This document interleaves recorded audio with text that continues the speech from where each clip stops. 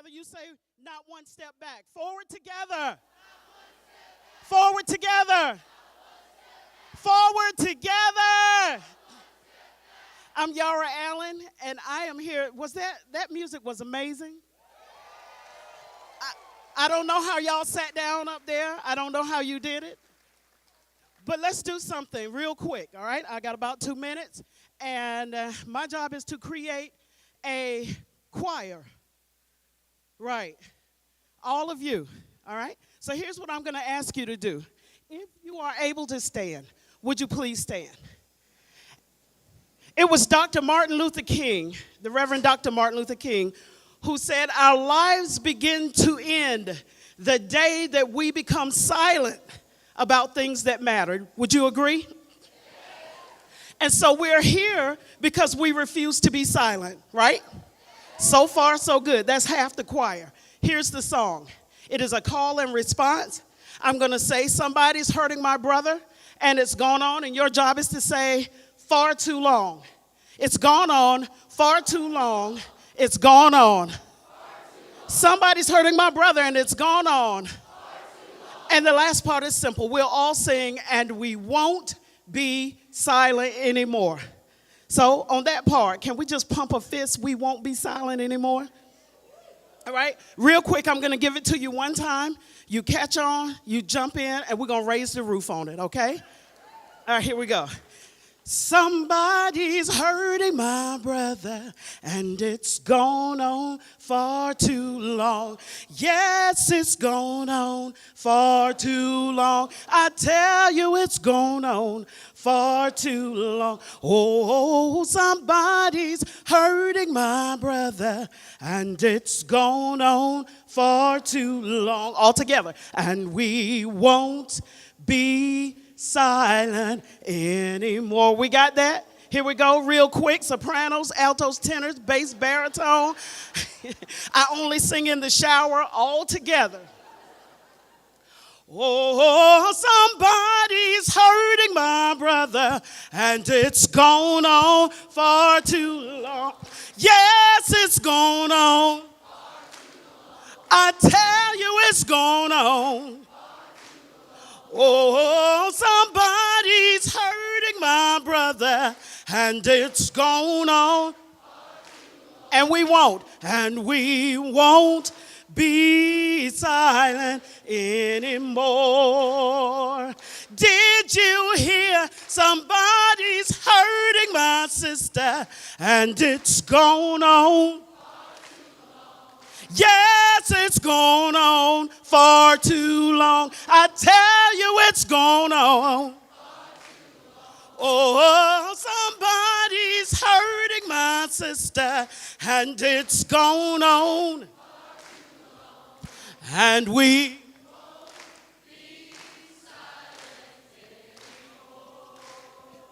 did you know somebody's stealing our wages, and it's gone on? Yes, it's gone on. I tell you, it's gone on. Yes, somebody's stealing our wages, and it's gone on. And we won't be silent anymore. Don't you know somebody's been lying to the people, and it's gone on? Yes, it's gone on far too long. I tell you, it's gone on. Yes, somebody's been lying to the people, and it's gone on. And we, oh, you sounding good right now. Yes, somebody's hurting our families, and it's gone on. Yes, it's gone on. I tell you, it's gone on. Oh, somebody's hurting our families, and it's gone on. And we won't be silent anymore. Can we do one more? Don't you know somebody's hurting our children and it's gone on? Yes, it's gone on. I tell you it's gone on. Oh, somebody's hurting our children and it's gone on. And we won't be silent. Let's keep singing that part right there. And we won't. And we won't be silent anymore. I need you to kind of raise it up a little bit. And we won't be silent anymore. If you mean it, come on and pump your fists and sing it. And we won't be silent anymore. One more time, and we're going to hold it out this time. And we won't be silent. Watch me. Anymore.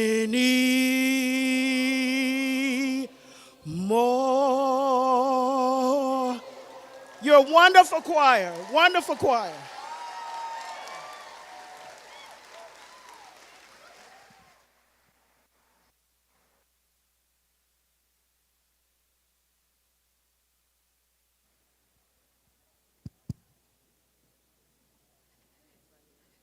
Good evening, everybody. Thank you for joining us tonight.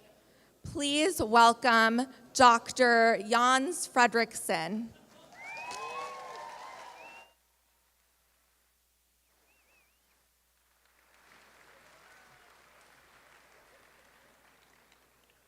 Good afternoon and welcome to the historic campus of Fisk University.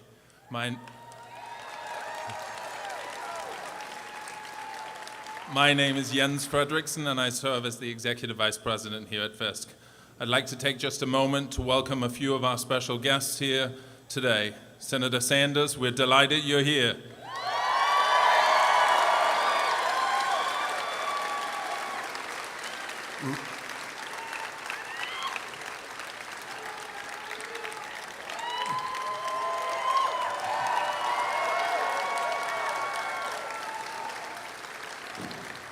Reverend Barber, it's a pleasure having you on campus.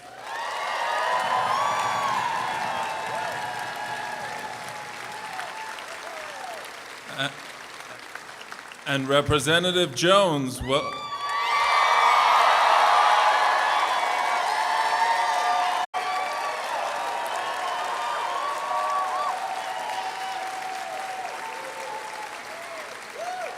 I'll let you in on a little secret. He's on campus all the time, but it's still the greatest pleasure. To other speakers, thank you so much for being here. And finally, as a point of privilege, greetings to our Fisk trustees and our trailblazing gymnastics team that are here with us today.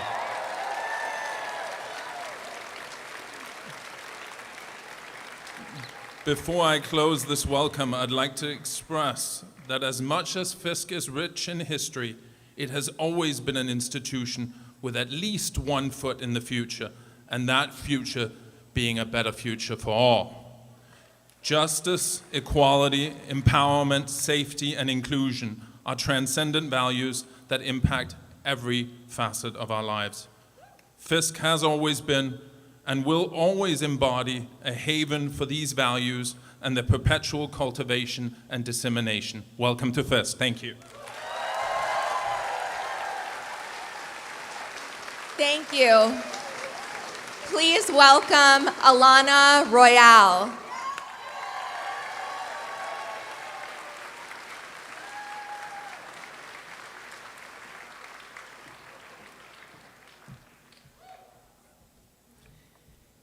Hey everyone, I wore a blazer today. Regretting this choice, not regretting my decision to be here today. Thank you so much everyone for being here. Good evening to all of you and happy Pride, Nashville.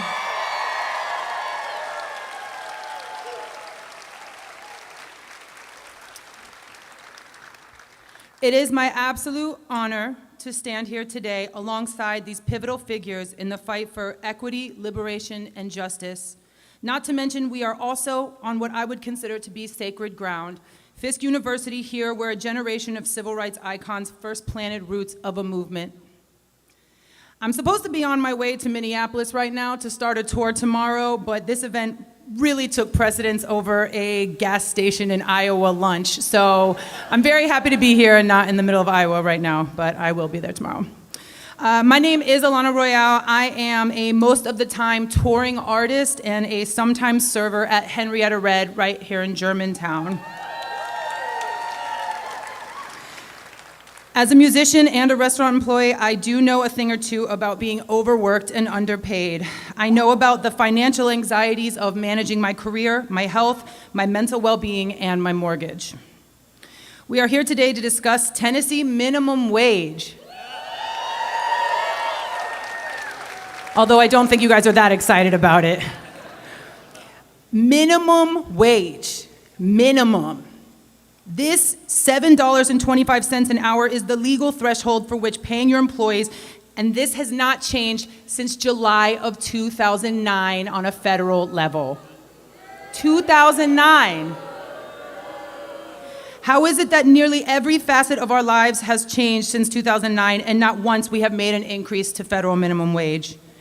Now I think if you've made it to this rally, I think you've got a clear idea of how this is not only a completely unacceptable statistic for one of the wealthiest nations in the world, but this is also going to perpetuate chronic stress on generations of Americans. And I know everyone in this room has felt that chronic stress of what it is to be in America and be grossly underpaid for what you do. One thing I want to make clear today is that when we talk wage gap, when we talk wage inequality, this is not simply a one-dimensional issue. When we have this discussion, it is impossible to avoid the racial and gender aspects. Women, and especially women of color, are disproportionately affected by this idea that we can make a living in this country for less than $8 an hour.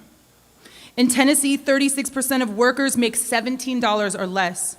When COVID hit and I was slowly coming to realization that I was not going to be going back on the road or doing any live events for a very long time, I reluctantly started looking for jobs. I, like so many others, was living off of unemployment checks and was able to scrape by only because my mortgage was paused. And I understand that inherently right there, I've got a leg up over so many other people because I was afforded that luxury. I finally resigned myself to a job search, and I was absolutely gobsmacked to find that if I had been hired by any major chain retailer, Sephora, Ulta, Old Navy, Walmart, that I would not have been able to pay my bills with a 40-hour work week. This dream that we were sold, it does not work. It is a fallacy, and it is time for it to change.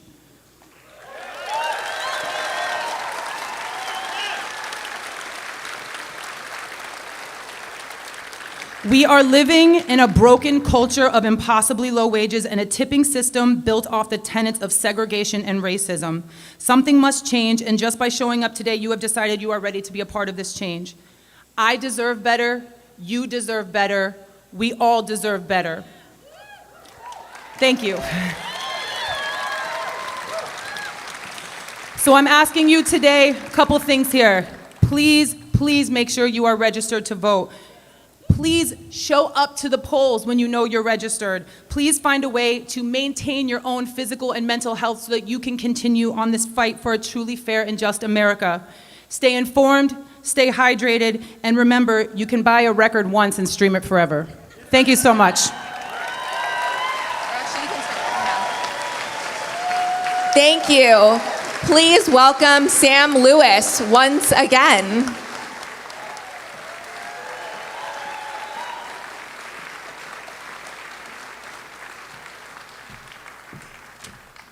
Hello, hello, you all right? That was mediocre. You okay? There you go. Well done. My name's Sam Lewis. I normally speak with a guitar on, so this is incredibly awkward. But we're going to get through it if you just hang in there with me, all right? I'm extremely honored to be here today, to have been asked to come and share some of my songs and a little bit about myself, which I will keep it brief.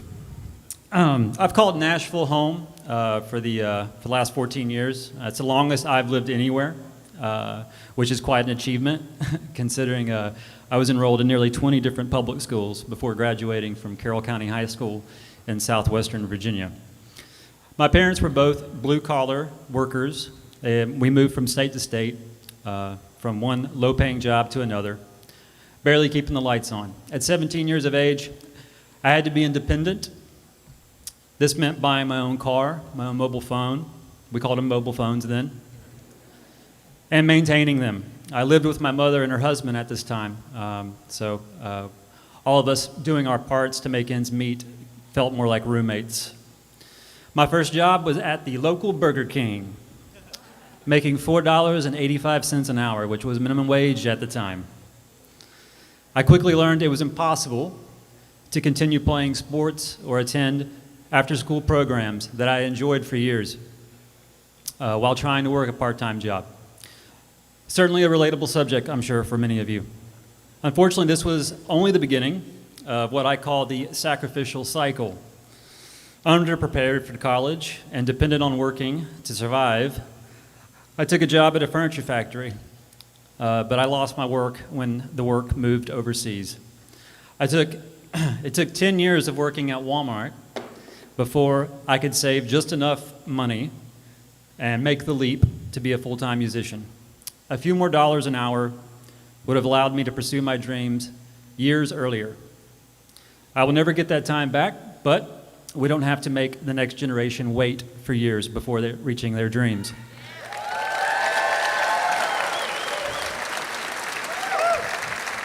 The working poor of America need help, and we can do it. Corporate America can afford to pay a few extra dollars an hour. They will still profit, trust me.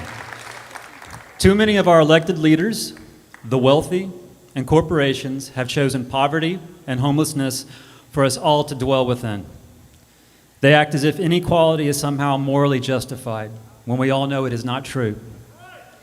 Just voting isn't enough. Just showing up to rallies isn't enough. Show someone your heart. Expose your love. And let's change this world for the better. It's an unbelievable honor to share this evening with Senator Bernie Sanders, Reverend William Barber, and our own and fantastic state representative, Justin Jones.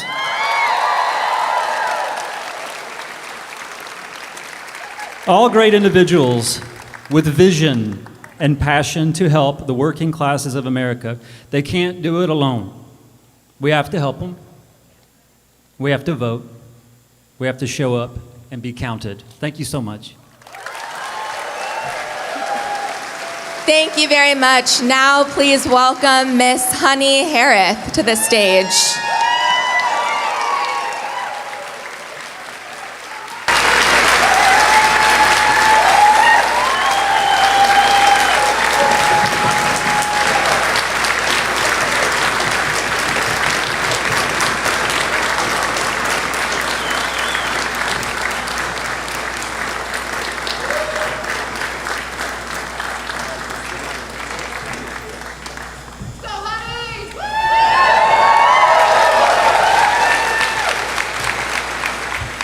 I am living proof you can be old and still be fabulous. Okay.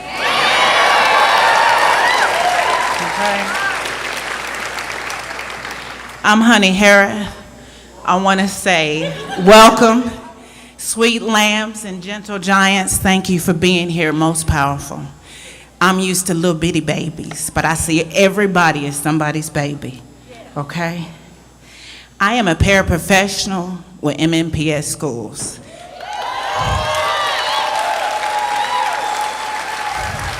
20+ years fighting this fight for a fair wage. Okay? I work for Metro, and it has been a dog fight, and you guys know it. I've been on city council. I even threatened them that I will be standing on the corner begging for change if they didn't do something about this wage. We finally got $17 an hour. It went from 15 to 17 to 18. Okay? and that's for support staff for schools. It took our union, SCIU, fighting for us to make this happen because they didn't give us anything. You guys went to public school, some of you have children that you've entrusted to public school. Understand, we are there from the time the doors open to the time the doors close. And I love my teachers, sisters, and brothers, but understand something. The pandemic proved they can't do it without me. They can't. Can't do it without me.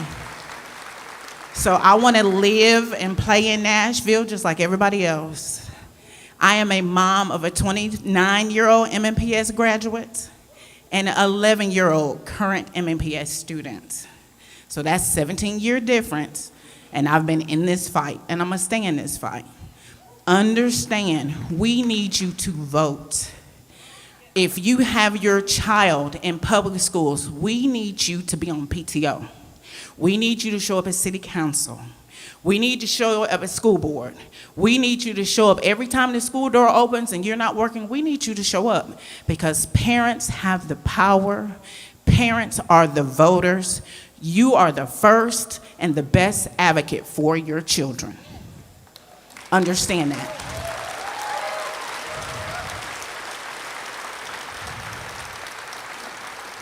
And I'm gonna tell you, I need you to support me because I'm supporting your babies.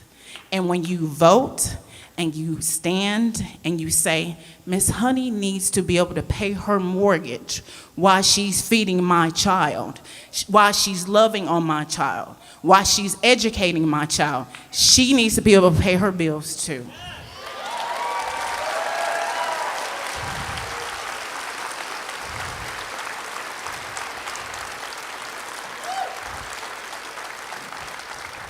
As you guys very well know, they've said 725 in Tennessee. Nashville is the it city. Let's show them. We're gonna start right here. Give a livable wage to people who live and work in this state.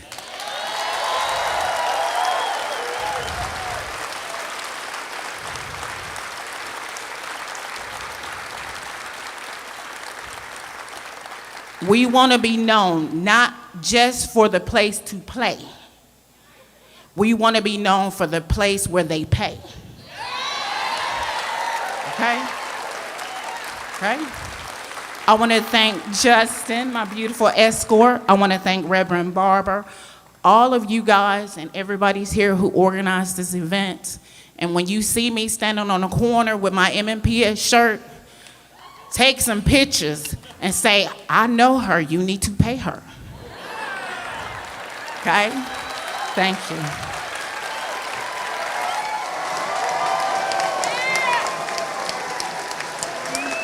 Thank you, Miss Honey.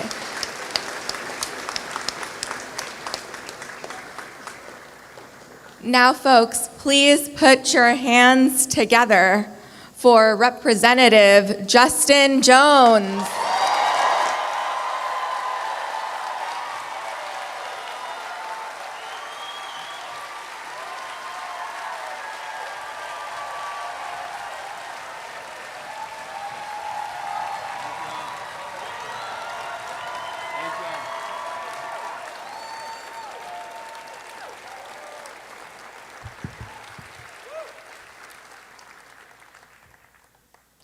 Ain't no power like the power of the people.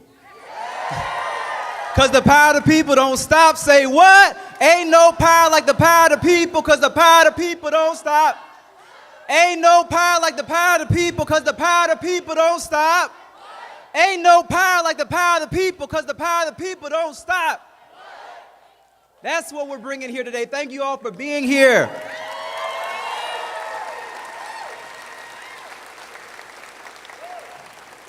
We gather here not for one campaign or one candidate, but we gather here as a movement in a space that is very historic. I just want to ground us in where we are right now. We are in the same gymnasium where in 1960 Dr. King came to speak to the Nashville citizens and said, I came to Nashville not to get inspiration, not to bring inspiration, but to get inspiration from the movement that is happening here. And I say in 2023, a movement is once again happening in Nashville and Tennessee.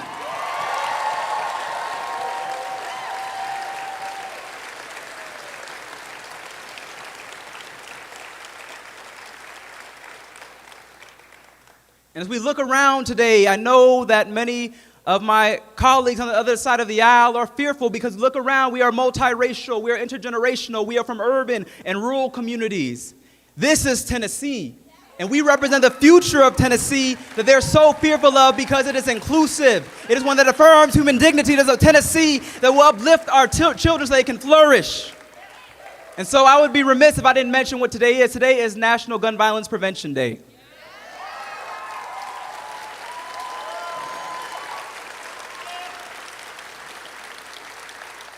And we have a movement being led by young people and parents and teachers and clergy saying that we want to live in a state where we have living wage jobs, where it's more easy to access a living wage job than it is to get an AR-15. That's the state we want to live in.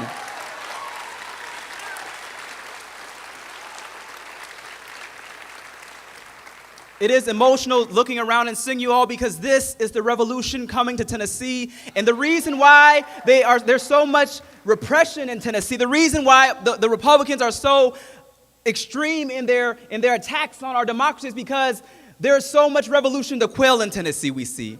That a movement is rising up in Tennessee that is to restore democracy, a multiracial democracy, to restore a Tennessee that lifts up dignity in the people of our children. That is the Tennessee that we're building together. We're rising together. We're rising together. We are rising together as a movement. This is the power that they're so fearful of.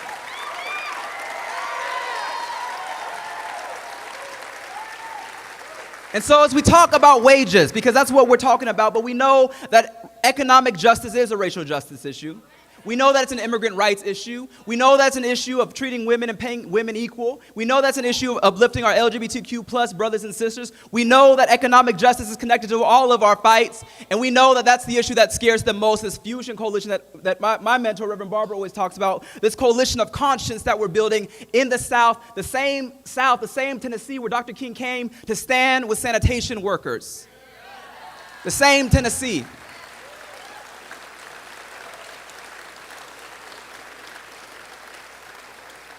And 55 years later, we are still fighting for workers and our neighbors and our families and ourselves to be treated with dignity in a state where we have corporate bailouts for a new Titan stadium. We have money to afford to give FedEx tax incentives for their fuel, but we don't have enough money to pay people a living wage. We default to $7.25, and we say you cannot survive off $7.25. We are fired up and we are fed up and we're not going to take it anymore.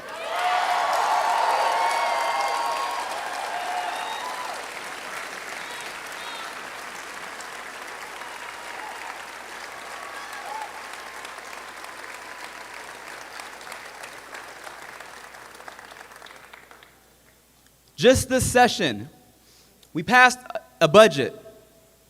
I shouldn't say we because I didn't vote for it, and I know Sister Gloria, who's here, didn't vote for it. A budget led by the state legislature that was not uplifting working class people. An immoral budget that was more about pandering to corporate donors than it was to than uplifting the voices of our constituents, the voices of people of Tennessee. And so we said, hell no, we cannot vote on something like this because it's not going to make sure the people in our community can live with dignity. It's not going to make sure the people in my district who are our bus drivers, our hotel workers, those who are the heartbeat of Nashville are treated with dignity. So how could I vote on a budget that was more about giving FedEx jet fuel tax incentives than about giving people a living wage and fighting for affordable housing and fighting for our teachers to be paid with dignity?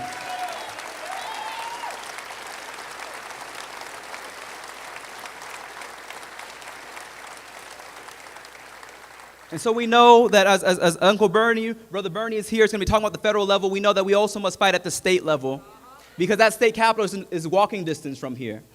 And they're so fearful of you showing up that they ended session early this year.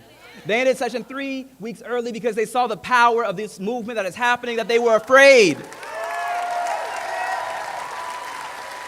They were afraid of us coming together. But here's the message that they didn't get. Here's the message that we have to remind them of each and every time. Cameron Sexton, the Speaker, William Lambert, the Republican Majority Leader. This is the message I'm gonna say to them, is that we're fighting for your children too. We're fighting for your people too. The people in Cookeville, the people in Crossville, the people in Hendersonville, the people in Sumner County. We are fighting for your people too.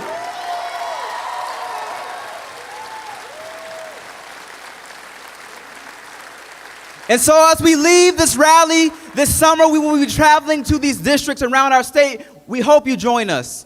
We hope you stand with us because there's more of us than them.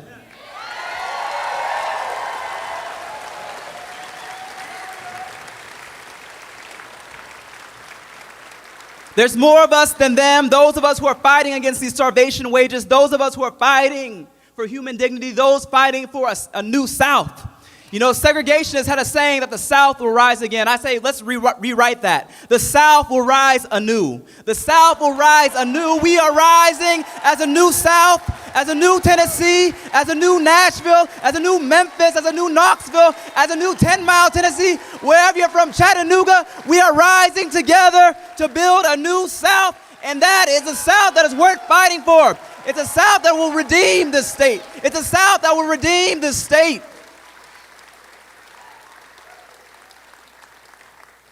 We are going to lift up our people. Because yes, Tennessee is the birthplace of the Klan, but it's also the birthplace of the Nashville student movement. It's also the same Tennessee where Highlander Folk Center was, where civil rights leaders across the nation would come. It's also the Tennessee that desegregated Clinton. It's also the Tennessee where the people saw the buses burn. They said, we'll continue the freedom rides. We are that same Tennessee. We come from a legacy of liberation. We are a people of progress, and we must reclaim the narrative. We must reclaim our state and lift together to make sure our people can rise.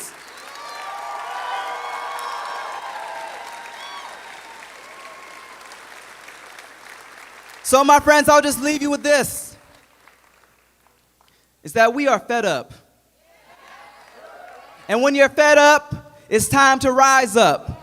And when you want to rise up, it's time to raise up the wages. Let's go forward together, my friends. Let's build this movement. Let's stand together, and let's put those on notice at the state legislature that your time is up. That you are in the find out portion of our movement. That you messed around with working class people, and now it's time to find out what happens next.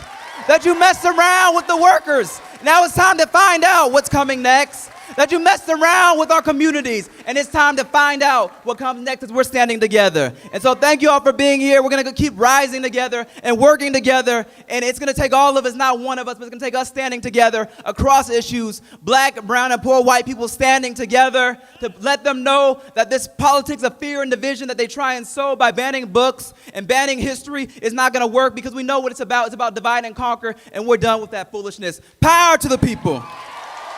Power to the people.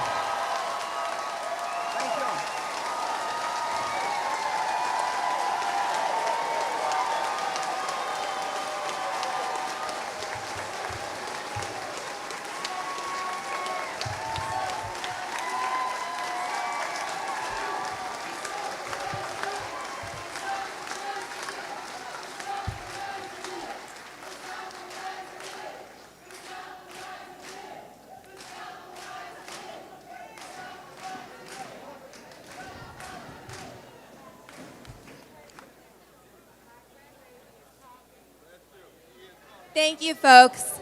Now put your hands together for Bishop William J. Barber II, founding director of the Center for Public Theology and Public Policy at the Yale Divinity School.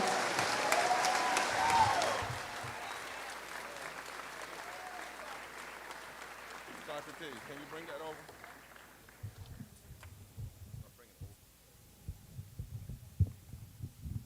Well, it looks like the South has risen. But I don't know if this microphone has. You are witnessing a third reconstruction. It's good. You're witnessing the third reconstruction right now. And the reason why there's so much resistance, would you hold this? reason why there's so much resistance is because they used to say in South Africa, only a dying mule kicks the hardest. When Senator Sanders called and asked me would I join him on a nation tour starting in the South, the answer was a quick yes. He said, Pastor, I need you to do some teaching about why this is a moral issue. And I want to start tonight from two texts from the Bible. In the Old Testament, the prophet Jeremiah said, woe unto him or her who builds their palace by unrighteousness, his upper rooms by injustice, making his own people work for nothing and not paying them for their labor. Isaiah 10 says, woe unto those who legislate evil and rob the poor of their rights and make women and children their prey. Jesus in his first sermon said, you must preach good news to the poor, and the word poor in Greek is patokos. It means those who've been made poor by economic exploitation. And then later in the epistles, it simply says, the laborer is worthy of their hire. Would you say that? The laborer is worthy of their hire, of their money. In every age, moral people have had to rise up and decide to make the moral case that things have to change and injustice has to move. Our national constitution, flawed as it may be from the beginning, but it does say that we must establish justice. It says nothing about poverty wages. And poverty wages are not establishing justice. Poverty wages establish injustice. Our Declaration of Independence says that when there has been a long train of abuses, it is the very duty of the people, their right, to overthrow that government and provide a new government. I come to tell you that low wages and refusal to pay people a living wage is a form of political abuse. Our federal government has not raised the minimum wage in 14 years. During the pandemic, we called low-wage workers essential, but refused to pay them a living wage, refused to give them paid sick leave, refused to give them health care. We treated them like they were expendable. We said, yes, you're essential, but then we treated them like they're expendable while corporate profits rose. And CEO pays continued to rise, and Congress over these years have given themselves a raise. The Constitution of this state, you ought to read it sometimes. I'm convinced many of the people in your state house, they haven't.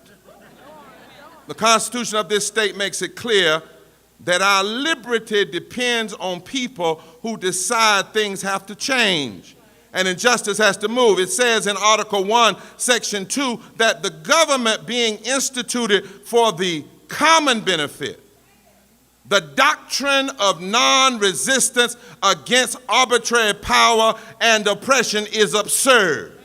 What that means, if folk are using government to step on you and you don't fight back, then you are sillier than they are.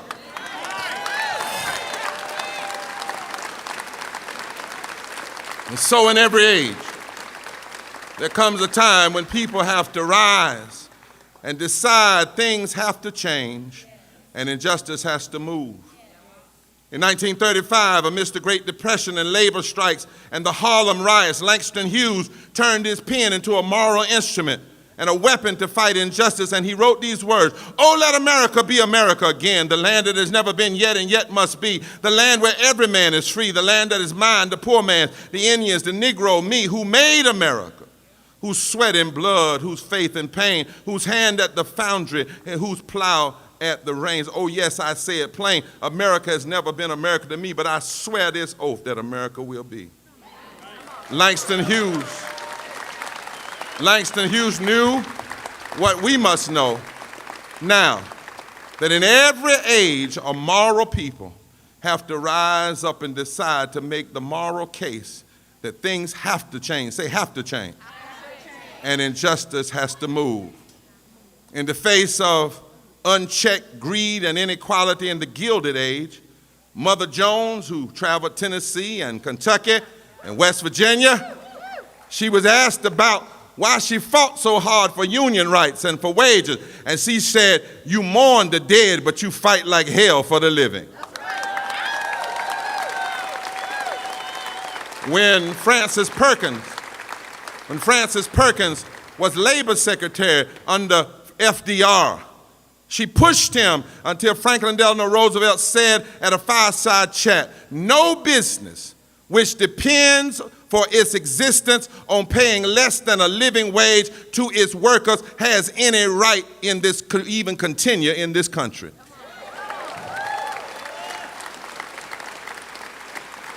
Did you know that at the March on Washington, they were fighting for a $2 minimum wage, which indexed by inflation would be 15 to 17 today?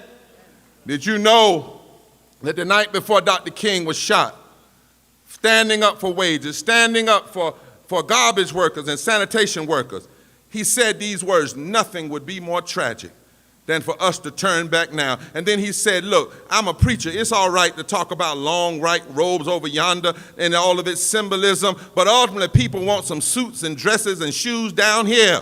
It's all right to talk about streets flowing with honey and milk over there, but God wants to do something about the slums and the poverty communities right down here. So whether through the testimony of Scripture, our Constitution, or the witness of justice servant leaders down through history, I've come to make it clear that minimum living wages aren't a far-left idea. A living wage is a fundamental moral issue. It's not about left versus right, conservative versus liberal, and moderate. Is simply about right versus wrong. Now, there are a lot of lies out here. And we have to challenge the lies that are used to block living wages.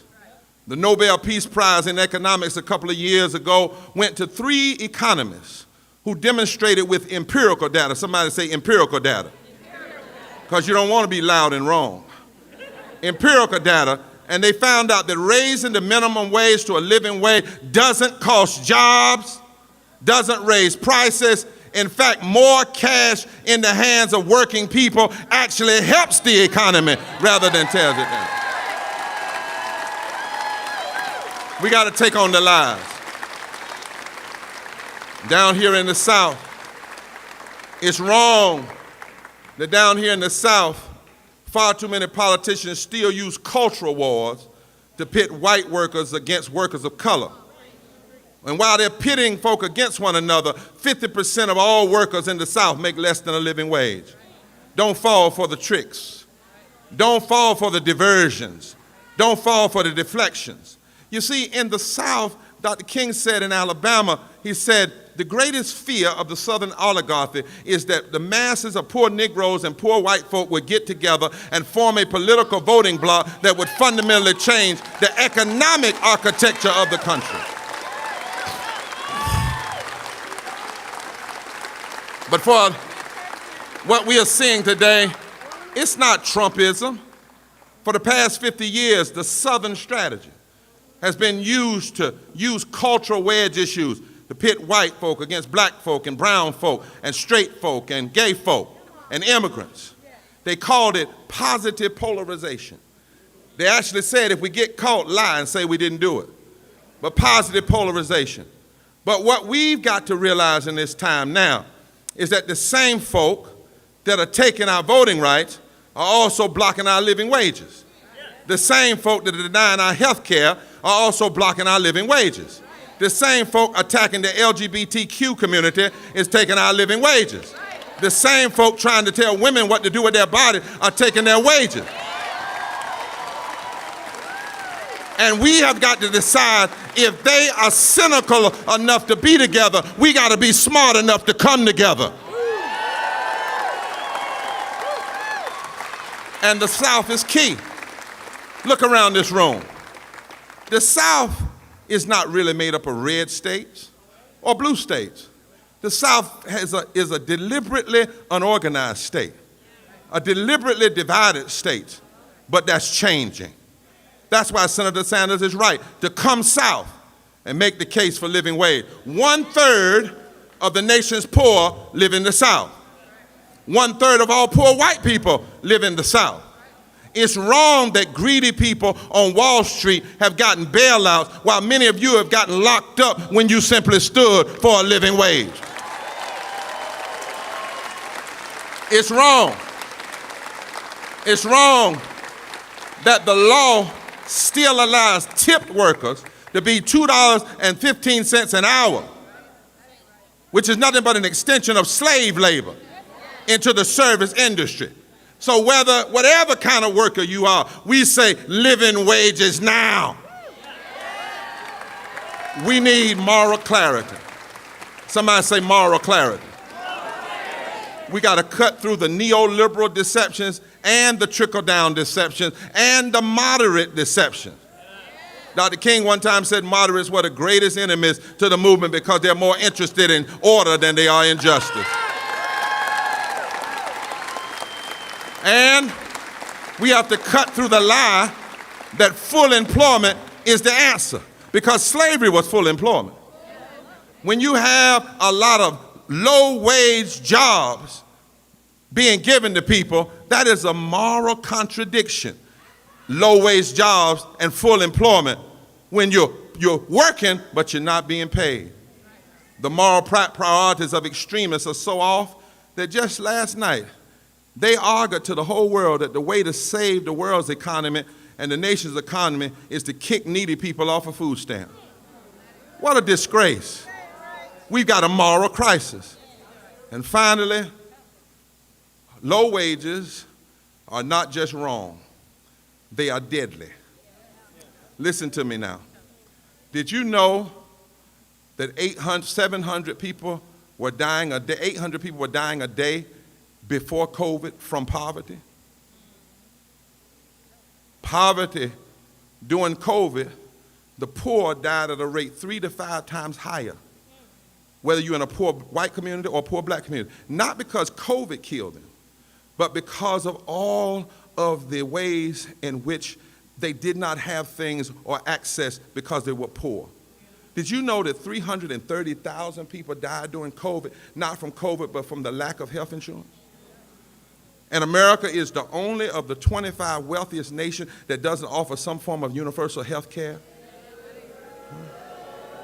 A research team led by David Brady of the University of California, Riverside, broke the news last month.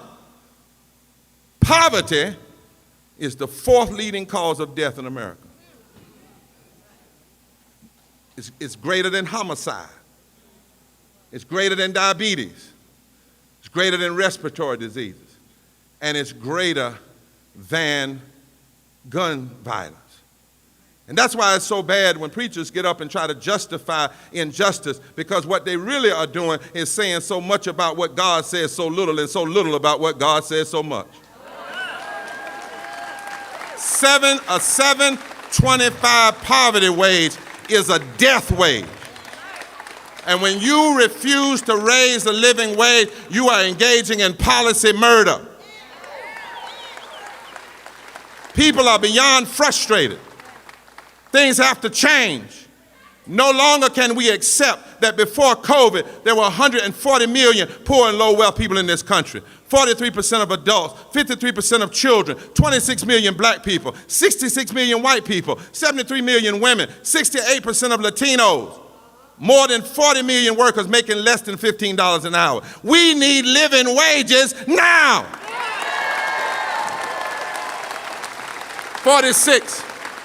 46% of all the people in Tennessee are poor and or low income. That's 3 million people.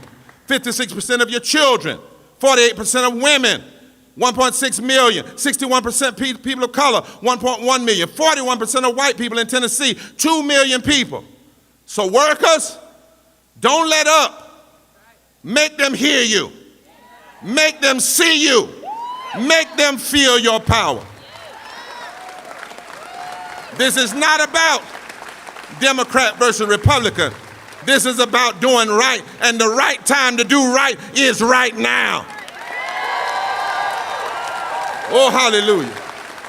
This is not even about black versus white versus brown versus Asian or versus native. Because when you make a poverty wage and you can't pay your light bill, we all black in the dark. When your child can't eat, they don't cry black. They don't cry white. They don't cry Asian. They cry hunger. We cannot allow corporate greed and political sellouts to tear the soul of this nation apart. This is our moral fight. We are fighting to save the nation's soul and the nation's substance. And it should have already taken place. Senator Sanders put it on the table during the pandemic, made the case. 49 Republicans and 2 Democrats voted to block nearly 50 million people, frontline workers, from getting health care. Let me tell you who they blocked. Health care workers, protective service workers, some cops, some fire people, cashiers, delivery drivers, machinists, merchandise store, restaurant workers, educators, food processors, sanitation workers. They blocked all of them. But my brothers and sisters, there's a message in all of that. If all of us get together, it's time. And the people have got to rise and decide that things have to change. It's time for things to change, and it's time for justice to make a move. Did you know that poor and low-wealth people now make up 30% of the electorate, Justin, in this country? And in the states where the margin of victory was within 3%, poor and low-wealth people make up 43% of the electorate. In fact, there's not a state in the South where if 25% of poor and low-income people who haven't voted in the past would choose to come together and say that things have to change and vote their power, that they couldn't determine every office in that state. And so it's time to fight now. It's time for living wages now, until families don't have to choose between rent and medicine. Living wages now, until people can know that they'll be all right. Living wages now. Is there anybody with me? You better understand, America. We're going to lobby in the halls of Congress now. If we got to lay down in the streets and in the halls of Congress to get the job done, we're going to do it now. We're going to turn out in record numbers at the polls, because it's now is the time. No more excuses. Say it. No more workers rejected. No more families hurt. Living wages. Now. Now let me close by telling you who you are. Harry Belafonte died, but he left us with a song. And it ought to become one of the songs of this movement. The song says, "We are the wave." It says, "The sea will wash against the rock, and the rock stands strong." The sea will wash against the rock, and the rock stands strong. But before too long, the rock is gone. The wind will blow against the stone, and the stone will stand strong. The wind will blow against the stone, but before too long, the stone is gone. Patience, gentlemen. Patience, sisters. The stone will soon give away. You know who you are? We are the flow. We are the wind, and soon the rock must go. We are the wave. We are the wind, and soon the rock must go. We are the wave. We are the wind, and soon the stone must go. What rock? What stone? The stone of injustice, the stone of voter suppression, the stone of low wages, the stone of denial of health care. You know who you are? We are the wind. We are the wave. We have the power. Soon, if we stay together, Soon, if we organize together. Soon, if we vote together. Black and white and Latino and Asian and Native and poor and gay and straight. We are the wind. We are the wave. We are the wind. We are the wave. And soon, soon, soon, soon, the rock must go forward together, forward together, forward together, forward together.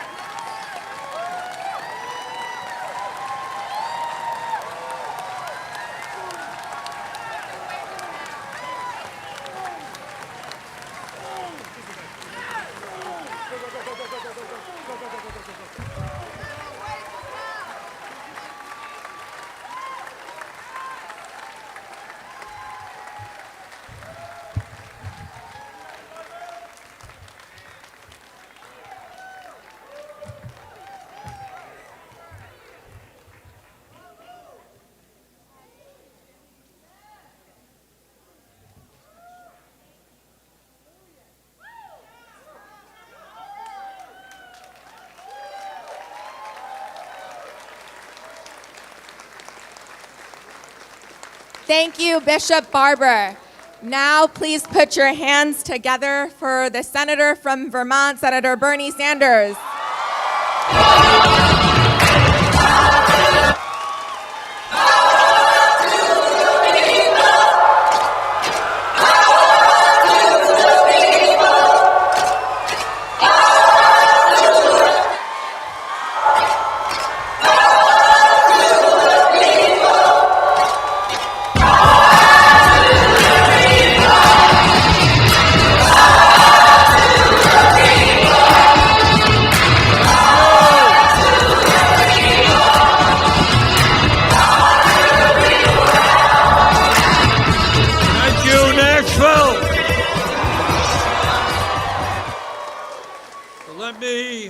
Thank all of you for coming out this evening.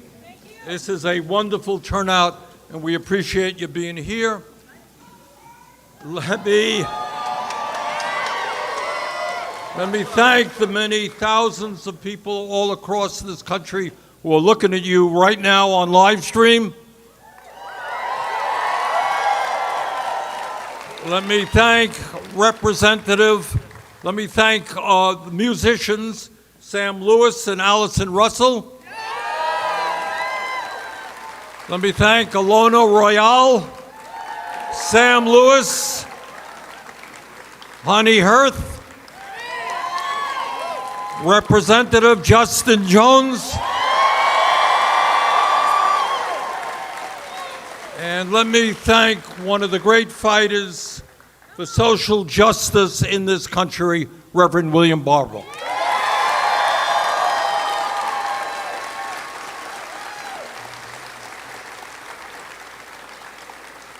The reason that we are here tonight is not complicated.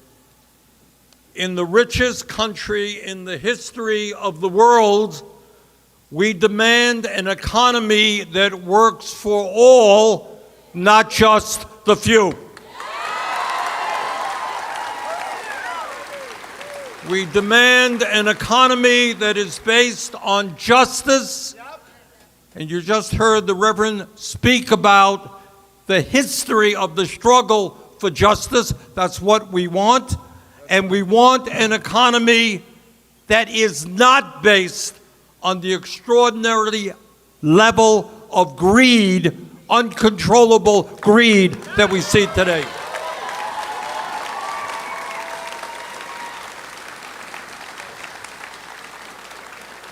You know, in Vermont, and I am sure in Tennessee and all over this country, we have a serious problem with addiction.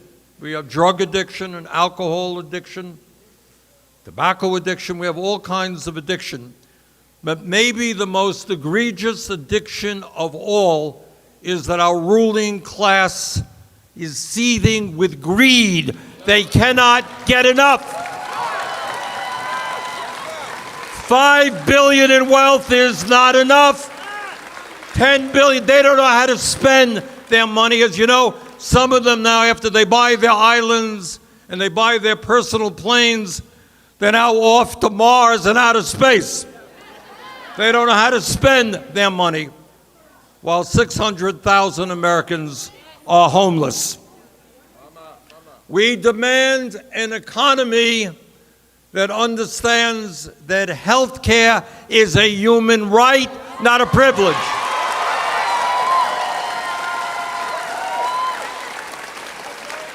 We demand a health care system whose goal is not to make tens of billions for drug companies and insurance companies, but to provide quality health care to every man, woman, and child in this country.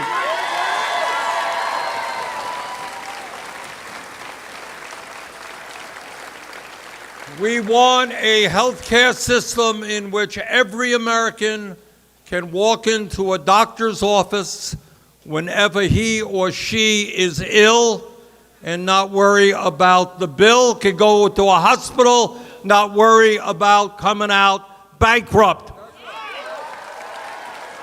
Now, some people may tell you it's a radical idea. It exists in virtually every major country on earth. If Europe can do it, if Canada can do it, you know what? United States of America can do it as well.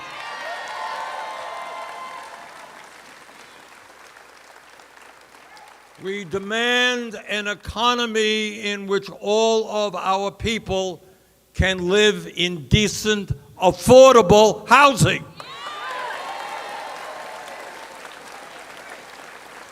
Wherever I go, in my state of Vermont or all over this country, what I hear is people simply cannot afford housing. That true here? Okay, well, it's true in Vermont as well. And communities cannot even attract the nurses or the firemen or the cops that they need because there is no affordable housing. So maybe, just maybe, instead of spending tens of billions more on the military, how about building the affordable housing that we need?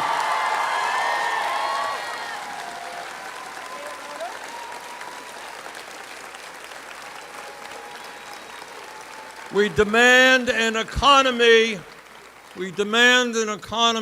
that makes sure the elderly in our society can retire with dignity. Half of older Americans have nothing in the bank as they approach retirement. And you got some geniuses out there talking about cutting Social Security. Well, we're not going to cut Social Security. We're going to expand Social Security benefits.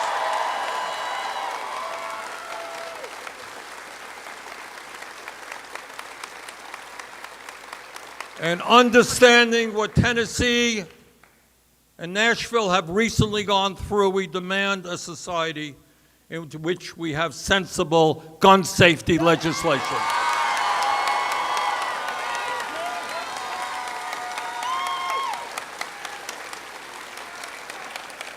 You know, I go around my state a lot. I go around the state of Vermont a lot, and I go into a lot of schools.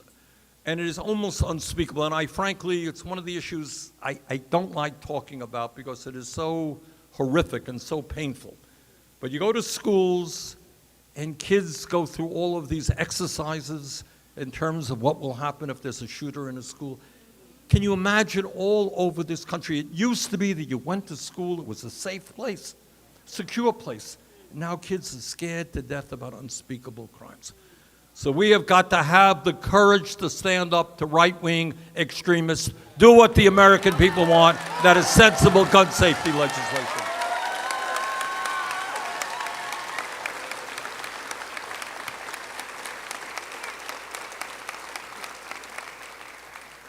And as Reverend Barber said so effectively, we are here today to state as emphatically as we can that in the year 2023, no one in America should be forced to work for starvation wages.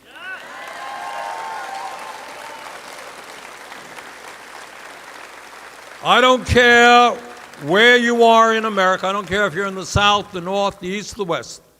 You can't make it on $7.25 an hour. You can't make it on $9 an hour. You can't make it on 11 or 12 bucks an hour. We need in Congress to pass a minimum wage bill which has a livable wage.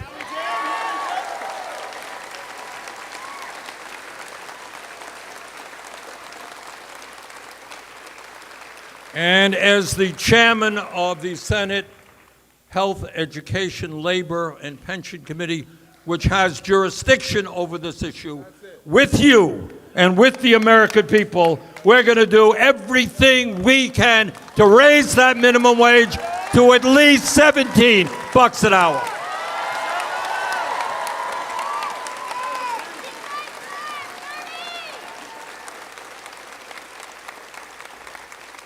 Now, in my view, we can no longer, and I appreciate so much Reverend Barber putting all of this into a moral context. It's not political, it's not economic, it is moral.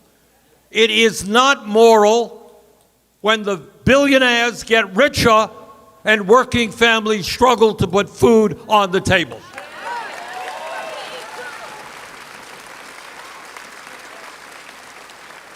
And here is the reality, and I want you all to know it because you do know it.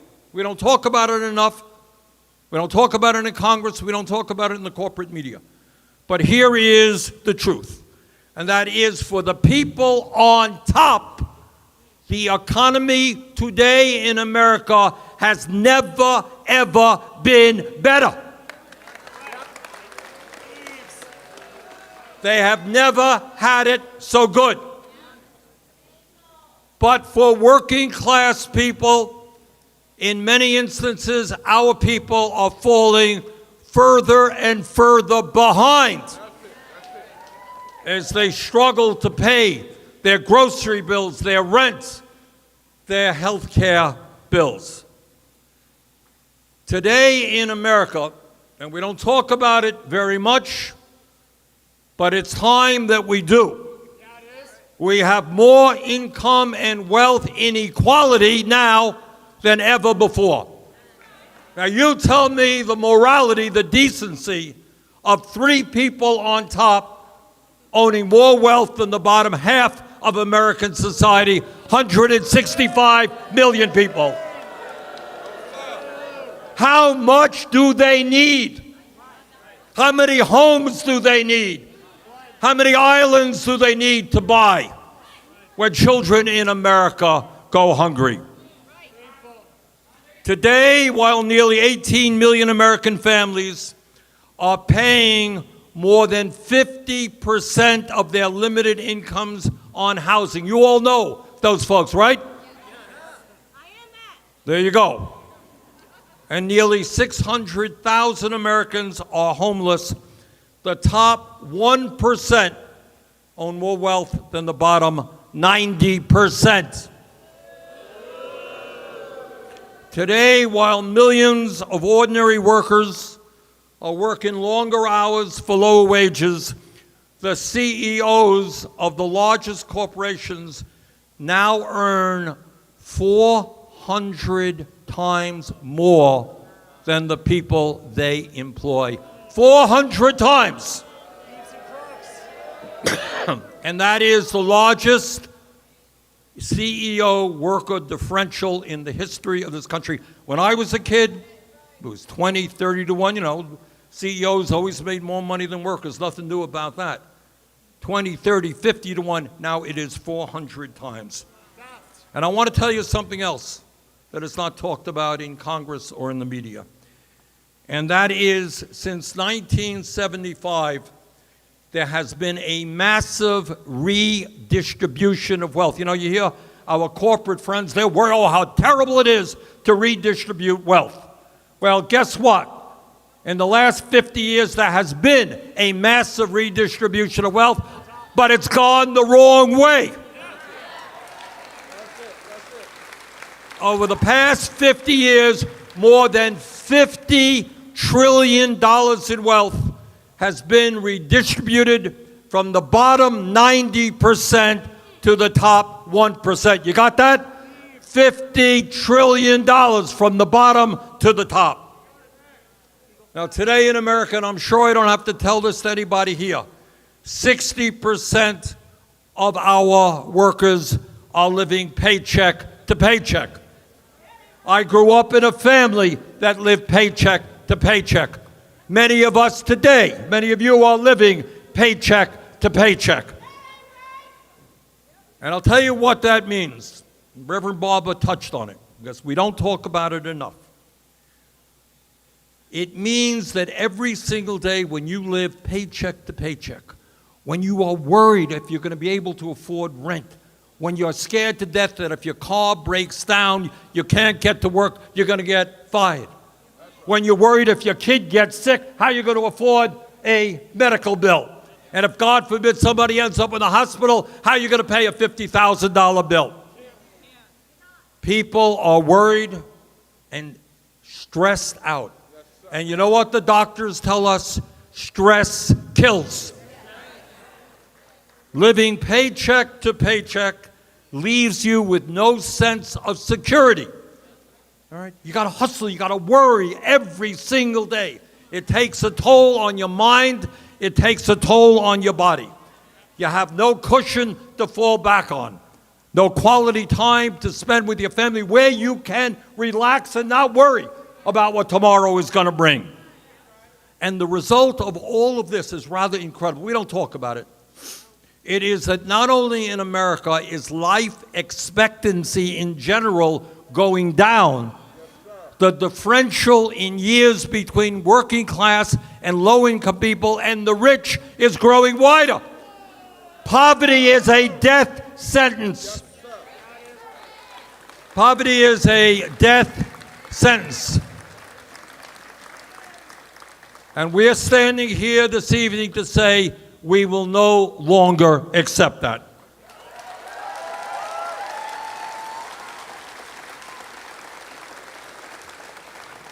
It is no great secret that here in Tennessee or in Vermont or any place else, the American people are angry. And sometimes, unfortunately, people are taking out their anger in a bad direction. Well, if you're angry out there, you have a right to be angry, but take it out on the people who are causing your family misery, not your coworkers. Don't take it out on people because their skin color is different than yours, or their sexual orientation is different than yours. Take that anger out on those greedy people on top who want it all at the expense of all working people.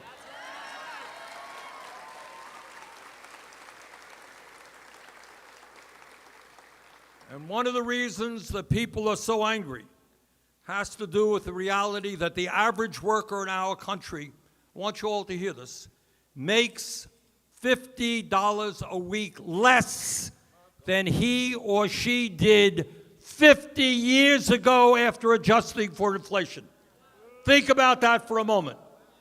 All of you have experienced all of the impacts of automation, of computer technology, of all of the explosions in technology that we have seen, which make each and every worker in this room more productive. And yet, after all of that increase in productivity, millions of workers are falling further and further behind.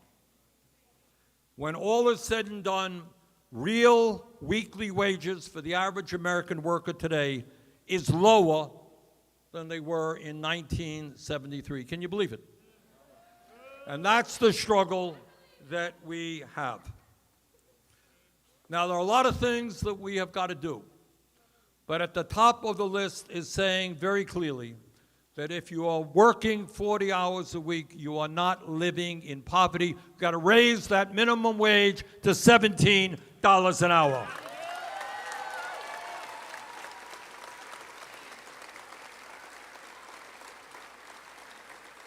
It is not acceptable that today, in the richest country in the history of the world, nearly 35 million American workers make less than $17 an hour.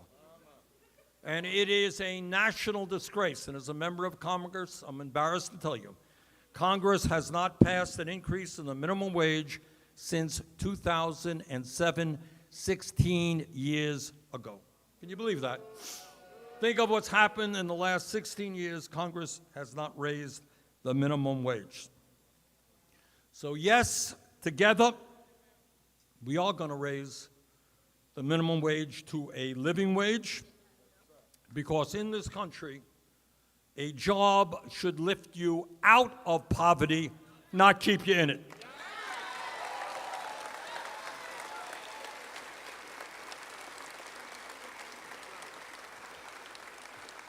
And one of the points I want to make to you this evening is that all of the ideas that I've been talking about, that Reverend Barber talked about, our opponents, oh, these are radical ideas, unheard of. These are ideas that the American people believe in, that they want. We are not the extremists. They are the extremists in denying what the American people want.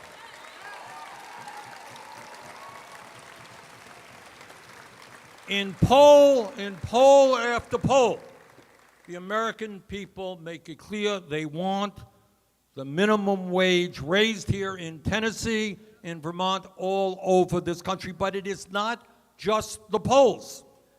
As a result of congressional inaction, cities and states all across this country are taking the low-wage crisis into their own hands. Congress is not acting to their credit. Cities and states are, and raising the minimum wage. In November of last year, nearly 60% of the people in Nebraska, my friends, is not considered a progressive state.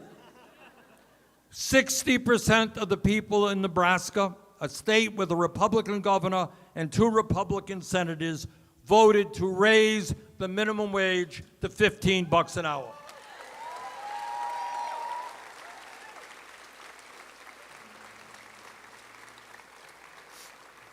And we all know about Florida and their wonderful governor. In November of 2020, 61% of the people in Florida voted to raise the minimum wage in that state to $15 an hour. Today, 13 states have approved a $15 an hour minimum wage. And you know what? As a result of inflation, $15 an hour back in 2021 would be over $17 an hour today. So $17 is not a radical idea. According to MIT, Massachusetts Institute of Technology, a living wage for working adults in Tennessee is $17.56 an hour. That is what an individual in a household must earn to support his or her family. So the time is long overdue for us to raise the minimum wage, and together we will do just that.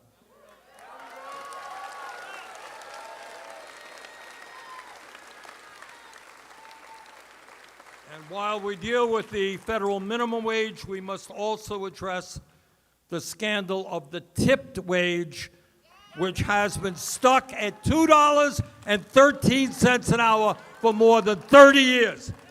Think it's time for a raise there? The restaurant lobby and the big money interests want to make sure that waitresses and waiters, people who work in restaurants, other service industries, earn starvation wages. We're going to stand up to them. We're going to raise that tip wage to the wage it should be.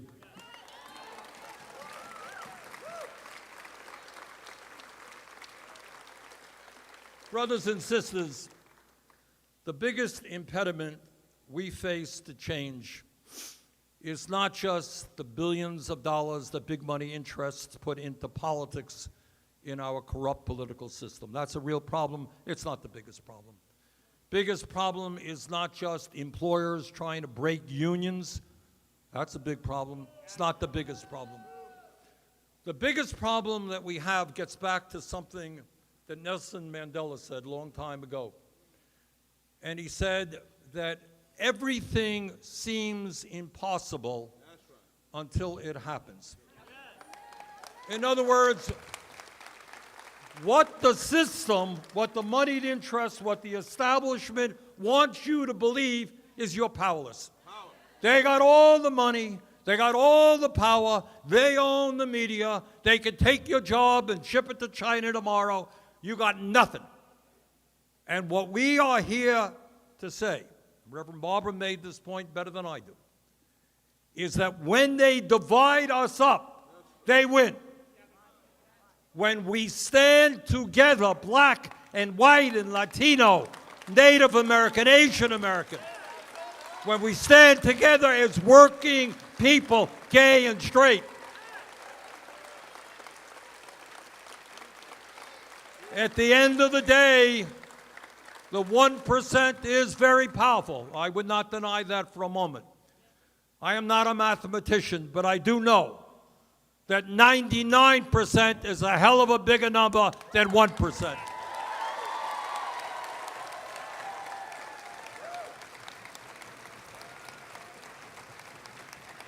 And I'm here this evening in Nashville because I don't believe in the concept of red state or blue state. I really don't believe it. I believe that when working people come together, every state in this country could be a state of justice.